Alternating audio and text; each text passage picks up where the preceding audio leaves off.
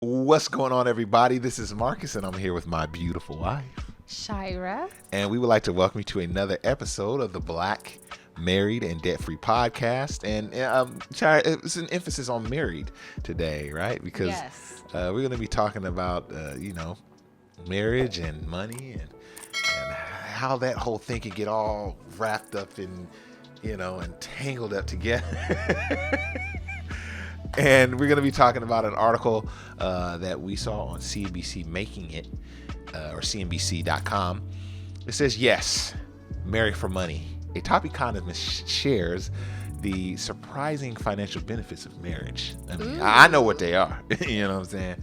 But we want to share those with you. But did you marry for money? It says, yes, marry for money. That is a quote. Yeah. So, Shira, before we tap into that, let's ask let's speak to our wonderful audience. For those of you watching this, we'd like to thank you for being with us. If you enjoy this podcast, please give us a 5-star review. Let us know what you think. Leave a little note there and say, hey, I like these guys. They're good. I enjoy the podcast, because what that does is that makes us more visible to others who haven't yet been fortunate enough to come across our content. So we appreciate that. Shira, let's get into it.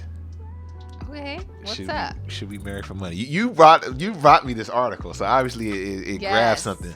So what I love it. Where would you like to start? Okay, and so for those of you who are listening on the podcast, I want to mention that the first picture on the screen is literally a bride like picking up the groom and like holding the groom. You know how the wedding cake topper, right, as the wedding cake topper. Right.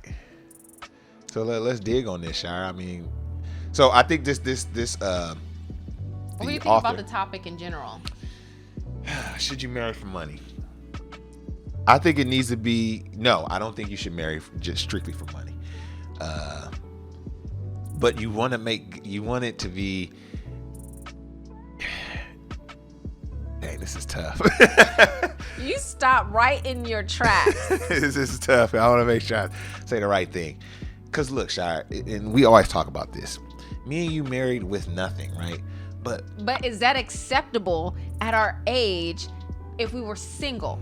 I think it's okay when you're in your early 20s, but no one does that anymore, right? Yeah. 21-year-olds, there's very few marry each other, right, in 2022. Mm-hmm. So let's say if you're in your 30s, I think you need to be checking them wallets. It needs to be at least, your partner needs to be able to at least be able to build a life with you, right? You can't marry someone who doesn't have a job or doesn't have. I think you can't, man. That's just. Are you saying? Okay, so let's be specific. Does that go for men and women? I'm speaking for the ladies. I'm speaking for the ladies. So the lady must have a job. No. If the lady is being pursued by a man for marriage, he must at least be able to show that he can take care of himself. What if he's a student and he is taking care of himself, but he's using student loans? He's not ready for marriage yet. He's not ready. No. Okay. You need to be able to take care of yourself. And if you're marrying a young lady or pursuing a young lady who is, you guys have been talking and she plans to be a stay-at-home mom, or, she doesn't plan to enter the workforce, then that means you got to have enough to take care of both of y'all. Mm-hmm. Now, if you're courting a young lady who maybe is on a career path or going to school or whatever, then you need to be able to take care of yourself, and y'all gonna partner together when she get her career going, and y'all gonna build this thing together. That's from a lady's point of view how I think she should look at it. Do you see any holes there? Okay. Yeah. Well. Okay. Here's another scenario. What if the male cannot afford to take care of himself, in the sense that, apartment or place, but if they were to come together and combine their finances, then he would be able to do that. So he could put something on it. He could put something on it. And she would be the main breadwinner. Not necessarily. I mean, what if they have comparable salaries? Okay. Because a lot of times people are renting like rooms. I see what you're saying. You know, so I think we good there. I think we can make that work. I think we could build on that. If the love is, well, I don't want to say love, but if. But you did though. I think those two individuals are better together than they are apart. Obviously, right? Apart, you financially speaking. Yeah, so it's a come up for both of them. So I think that's good. Okay. What you think, Shire? I think that this article isn't really speaking to people on beans and rice budget. It's like talking about some folks with some money, huh? Yes, like yes, marry for money, and I don't even think they're talking about someone. Yeah. Well, in their situations that we were just describing. Right. So one of the things that it says is marrying for money isn't a bad thing. Mm-hmm. And then the writer goes on to say that, this is a quote, so it's not me, it's a quote. I'm not claiming that money is the only deciding factor in pairing up. For most of us, love transcends money. But we humans have the capacity to fall in love with lots of people.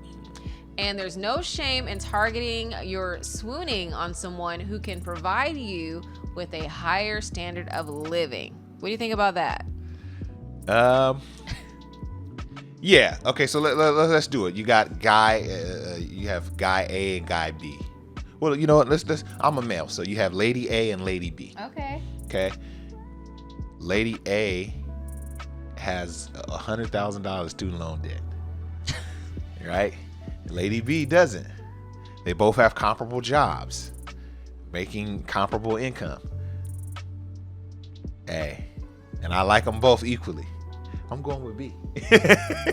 You know what I mean? It's like, so the student loan will deter you? Yeah, so that's kind of marrying for money in a way that is more realistic from a man's perspective, because there's not too many solid dudes that are marrying on a come up, you know what I mean? But there may be but men should be marrying like, okay, what is her spending habits like? What is her debt like? Like that's kind of more where through a male's lens, you know. But I don't know too many stand-up brothers that's going to be like, I'm marrying for her money because she got money, and that don't sound that's not the brothers I hang out with, you know, not me.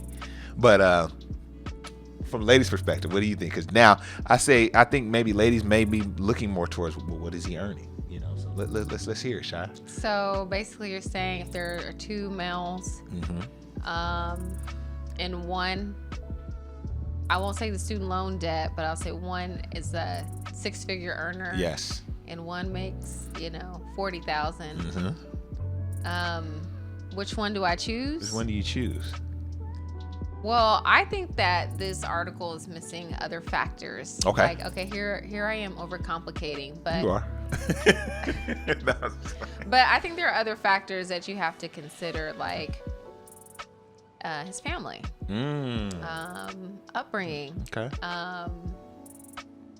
personality. Does he treat you well? Yes. But this is kind of weird because in their example, it's like if two people are the same in most respects, but I just cannot really recall a time in my life that I was like dating two people at the same time. Right. Who I was thinking of marrying like them that's both. Deep. Yeah, that's deep in the, you know what I mean? You're pretty far into the relationships at that point. Yeah, it's like we don't take it one at a time anymore. I mean, at least that's what it was. Hey, what is it now? I don't know what the young folks is out there doing these days, you know what I mean? But yeah, I feel you. Well, let's go a little bit deeper. So I think we kind of touched on where we are there. Let's go to his second. But I will say that the higher earner is probably more attractive, more desirable. More could command more probably young ladies than someone making less, right? Why have to say young ladies? Gonna have more suitors. There we go. Okay, so let's dig on it, Shire. So the next one is marriage can mean important Social Security benefits. Hey, we went straight to Social Security. Now, we are. Do you know how many years we have to be together in order for me to get the Social Security check? I mean, I feel like the article kind of took a turn. I mean, right. there's a big gap in there, but still, I don't think an extra Social Security check. It's not gonna hurt. It won't hurt. But will we even have Social Security 30 years from now? Who knows? Who knows? But if that's on here, if that's part of the reason, okay. Yeah. What else we got? So let's scroll down. So we have get married, but always assume you'll get divorced. Ooh. So the article goes on to say that an estimated 41% of all marriages will end in divorce or separation. And this is from data from a California-based law firm. And then some 60% of second marriages go south, while 73% of third marriages will start with forever and end with sayonara. Which means somebody gonna pass, pretty much. Is that what that means? No, sorry, like it means like bye, like over. we're Goodbye. Yeah. Gotcha. I mean, I would think that you on your third marriage, you would have figured some things out along the way. Yeah. But statistically, it doesn't look like that's happening. Okay, so what's that have to do with the money part? And I don't think you should go into it with bad faith, right? I mean, okay, talk about it. You want to go into it with a abundance mindset, right? To quote some of our favorite thought leaders. I mean, a mindset is only going to take you so far if you're not getting along with somebody. Right. But you want to make sure you're getting into it, because that's the thing too. If you're getting into it just because of do the numbers make sense, then you run a bigger risk of divorce because you didn't marry the person for the right reasons. To me, you know what I mean? It's not that money shouldn't be a factor, but it shouldn't be the main factor. This person makes more, I'm gonna marry them. You know what I mean? Something like that. You're doomed. To me, you're doomed from the gate. Right. So you're not gonna like this part, because this article goes on to say maybe it's time to reset our idea of marriage from a lifelong partnership to a temporary arrangement that should be celebrated for lasting as long as it does, and not lamented for coming apart. What are your thoughts on that? I can't agree with that. I can't agree with that, because I come from, a family of people who've been married for, 60, 50, 40 years, aunts, uncles, grandparents, parents. And so, like, it can be done. Like, I see it that it can be done. I know these numbers are real. Like, don't get me wrong. Like, divorce is real. But I think it can be done. I would say most families are not like yours. Yeah. I think you're right. Unfortunately, I think you're right. And I hope that our generation can continue that legacy. But it is very rare, in that most people don't have that as their experience. Yeah. And that's not to say that they didn't have some of the exact same problems that divorced relationships had, but they just decided to, hey man, we're gonna make it work. So I don't know, Shire. I don't like that mindset right there. That, hey man, we made it. We had a good run. You know what I mean? Like, I don't like that. But I do believe that if the unforeseen does happen, that we can still be adults about it. We can be humans about it. We can be amicable. So he's kind of teasing that, like, pretty much like this. Just because you're getting a divorce, like, don't be a man scorned or a woman scorned and be so toxic within the divorce, but say, you know what, I have respect for those relationships when they is like, hey, we both agree it's not gonna work, and they're amicable and like adults about it. I like, you can find some positivity in that, like, okay, it's not ugly, it's not toxic. Yeah. And then tying back to the topic, yes, marry for money. I mean, if you're starting and you're coming in with nothing, and then you build together, and then you cut everything down the middle. Ooh, we're gonna go there too. I guess you could make an assumption that maybe you are walking away with more than what you came into the relationship with. It's messy now. But it is very messy, and I'm not. Well, how do we clean up some of that mess, Shire? What are some things that people do before marriage to help clean up the mess? What do we got here? Put a prenup on it. Okay, this is from the article. Yeah, Put a prenup on it. Okay, what's your thoughts on that? Hey, here's the thing. Me and you. He say, here's the thing. Me and you started building this life together. We literally had $0. 0 and 0, right? No assets, no savings, no investments, no nothing. Everything we have, we've built literally together. I know. I'm not saying that we recommend that for other people. I think it's insane, actually. Like, who let us do that? That's us. That is extremely rare. Nowadays, people coming together have something. Most of them have careers. They've been investing. They have maybe, their own homes a lot of times. Mm-hmm. How important is your stuff? How important is your stuff? What is yours when you're married? What you bring to the marriage. Okay. You know what I'm saying? How staunch are you on, like, if this goes south, I really kind of want this to be mine. You know what I mean? Mm-hmm. And I think if you have those conversations up front, I don't see what's really wrong with a prenup. Hey, let's say you don't even need one, right? It's like having a home defense weapon, okay? It's better to have it and not need it than need it and not have it. I hope I never have to bust that thing out, but if it comes to it, I got it ready. You know what I mean? So what do you think about that? So you think folks should have prenups? Why not? Are you of the? It's like a life insurance or some type of insurance. I'm not for the, if I get it, I'm wishing on it. If I get life insurance, I'm wishing death on myself. No, I'm trying to just make sure we good. And I think as long as the two parties agree with it and there's no contention with that, then we good. What you think? I think it's something to consider nowadays. Yeah. Because it'll keep from being messy in the event, God forbid, you guys split or the two individuals split. So what if a man marries a woman and she is a high income earner and she has her own home? Oh, the one with less is going to be salty. So, yeah, but say they get married and they were married for, 10, 15 years. And during that time, the husband is, paying the mortgage or paying half the mortgage. You think they should have a prenup that would exclude him from receiving alimony if the wife made significantly more, or would exclude him from being a beneficiary, or having any claim to this asset that he put money into? See, now the inner workings of the prenup, I that's where I don't get my fingers in it. I think that's something that would need to be worked out with them. But in your scenario, from the outside looking in, I think, that needs to be worked into it some kind of way. And the things about prenups is you can really, from what I understand, you can customize them to fit your unique situation.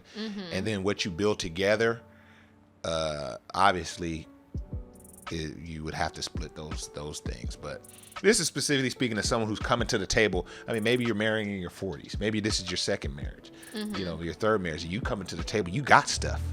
You got family, you got, kids. You may have kids from your prior marriage or whatnot. You want to make sure some things is safe for them. You know what I mean? So, and I think the other party should hopefully understand that. So, man, this is a deep topic though, Shire. What are your thoughts on it? I feel like we've talked about like prenups.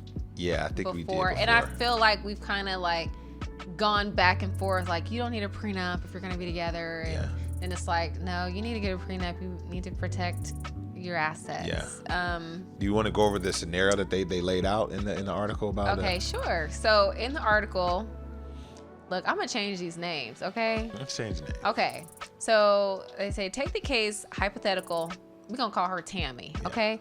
Tammy wants her spouse to be Jerome. I'll change his name as well. So she wants Jerome to stay home with the kids. Yes. While she pursues her lifetime dream of being a contractor.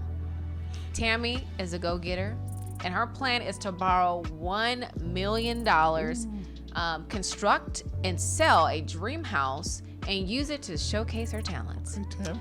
The problem from, what's his name? Jerome's? Okay. The problem from Jerome's perspective is that fulfilling Tammy's dream means giving up his career. Plus, if they split and the house sells for, say, $500,000. So less than what if it's a bad deal? Yeah, Jerome will get stuck with $250,000 in their debt. Moreover, Tammy wants to live in Texas, which is far less generous in providing alimony than, say, Massachusetts. So if Tammy's career takes off, but she takes off with the tile subcontractor, Jerome will reap precious little from his investment. So if Tammy and Jerome marry without resolving this potential conflict, Jerome may get cold feet and file for divorce before he co-signs the construction loan. Wow. But what if they sign a prenup that assigns upon divorce all construction debts to Tammy, but provides Jerome half the profits if Tammy's company succeeds for, say, 20 years? Let's say Tammy, this lets Tammy take her shot while protecting Jerome. So it's about protection. Just like, I don't like that. I don't like this example. It's like, at what point will something like that ever happen, right? I mean, like, that's just. But it could. You get the gist. Yeah. But it could, because like on the cake, it was like the lady was holding up, the man, and so here you have this man considering marrying this woman who wants to take out $1 million loan to build her dream house. It doesn't sound like it was their dream. It's not like it was something that she wanted to do. And now he's on the hook for it when he's not necessarily in agreement with what's going on. Now, though this example sounds outrageous, I'm sure couples deal with similar situations where maybe one has a dream or a passion that they want to pursue, but it's going to cost the other person in the relationship. And so, like, how do you navigate that? I mean, considering this situation, like, what is Jerome to do? Yeah, I mean, really his only option, or the best option for him, was to kind of get that worked out up front. And I don't even think that they need a prenup to work that out. Right. I think they need to work that out before they even they even get married. Before they get married. Right? But they already, I don't know if the kids were hypothetical or if those are actually real human babies. I'm not sure. Or dogs, because, sometimes they be calling dogs their kids. But I think the moral of it, Shire, is that, like, you might not want to marry someone for money, but it's important to consider all of these things, right? When you're marrying someone. Not every scenario is going to be like ours, where you're kind of just, building it as you fly it, like how we did. And ours not the best scenario. We could have dated longer. Yeah. You could have came to the table making a little bit more money. Maybe I could have come to the table with my stuff together and some of my issues worked out, beforehand. Yeah, talk about it. I'm sorry, was that rude? That was rude. No, I'm sorry. Just come as you are, okay? Come as you. But I think one important thing, Shire, though, is like, it's really good building and partnering with someone. You can do more together than you can separate. I think it was Chris Rock, the great philosopher, that said two people can move a couch really easy. You know what I mean? I don't. But you could move the couch by yourself, though. You can move the couch with me sitting on the couch. Let me stop. Okay, I don't want to take away from your point. Yeah, but But I think that we do need to be practical. We got to be practical, right? I don't look at the time we live in, Shire. Yes. You can marry somebody that's broke because y'all in love. If you want to, you're gonna be in love on the street if you're not careful. So yeah, it's definitely something to consider. Not maybe base your whole marriage on that, but you definitely want to consider, hey man, how much does this person have in debt? What are their high income skills? Do they have skills? Can they earn income? A man should be thinking that of a woman? I'm just saying it, just considering it as no specific gender, but yeah, everybody should, maybe the male is thinking about her debt and maybe she's thinking about his income, but just together, y'all should be thinking and really considering those different types of things. Well, maybe not marrying for money, but considering money. Yeah, I mean, that is also another topic, because you hear a lot of people say, I'm not going to get married because I have debt. I'm going to pay off my debt before I get married. Yeah. I don't agree with that. I think you could do it together. We've proven that, right? Well, do it together. You could do it within the marriage.